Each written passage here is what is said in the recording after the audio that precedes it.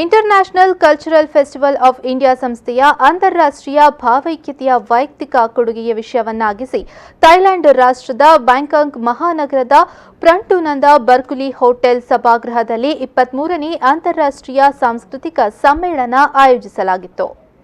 ಸಮ್ಮೇಳನದ ಅಧ್ಯಕ್ಷತೆಯನ್ನು ಬರ್ಕಿಲಿ ಬ್ಯಾಂಕಾಕ್ ಇದರ ಪ್ರಧಾನ ಪ್ರಬಂಧಕ ಜವಲಿತ್ ಕಂಚಸೇಮಿ ವಹಿಸಿ ದೀಪ ಪ್ರಜ್ವಲಿಸಿ ಸಮಾರಂಭವನ್ನು ಉದ್ಘಾಟಿಸಿದರು. ಐಸಿಎಫ್ ಇಂಡಿಯಾ ಕಾರ್ಯಾಧ್ಯಕ್ಷ ಮಂಜುನಾಥ್ ಸಾಗರ್ ಪ್ರಾಸ್ತಾವಿಕ ನುಡಿಗಳನ್ನಾಡಿ ಅಂತಾರಾಷ್ಟ್ರೀಯ ಸಾಂಸ್ಕೃತಿಕ ಸೌರಭ ಸಮಿತಿಯು 2008ರಿಂದ ನಿರಂತರವಾಗಿ ವಿವಿಧ ರಾಷ್ಟ್ರಗಳಲ್ಲಿ ಸಾಂಸ್ಕೃತಿಕ ಸಮಾವೇಶಗಳನ್ನು ನಡೆಸಿ ಎರಡು ದೇಶಗಳ ನಡುವೆ ಮಿತ್ರತ್ವ ಸಾಧಿಸುವಲ್ಲಿ ಯಶಸ್ಸು ಕಂಡಿದೆ.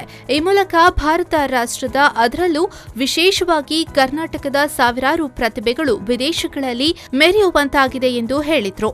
ಅತ್ಯಂತ ಆತ್ಮೀಯವಾಗಿ ಇಲ್ಲಿ ಕಾರ್ಯಕ್ರಮ ಮಾಡಲಿಕ್ಕೆ ಸಹಕಾರ ನೀಡಿದ್ದಾರೆ. ಅವರ ಒಂದು ಮೂಲ ಸಹಕಾರವೇ ನಮಗೆ ಕಾರ್ಯಕ್ರಮ ಆರಂಭ ಮಾಡಿ ಕಾರ್ಯಕ್ರಮ ಮಾಡಲಿಕ್ಕೆ ಸಹಾಯ ನೀಡಿದೆ.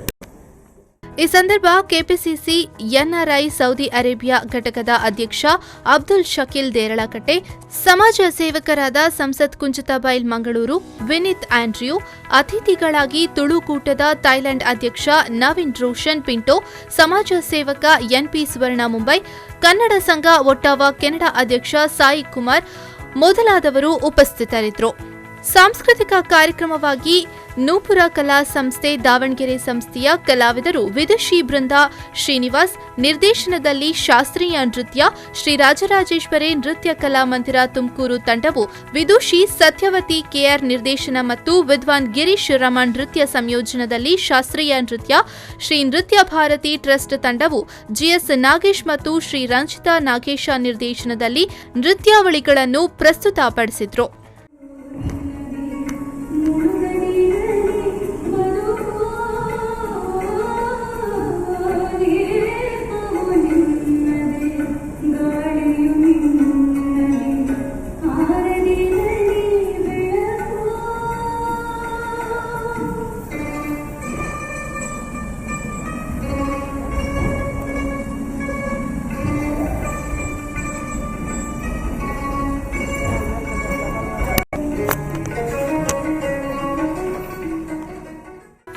ಆರಿಫ್ ಕಲ್ಕಟ್ಟ, ವಿ4 ನ್ಯೂಸ್ 24/7 ದೇರಳಕಟ್ಟೆ.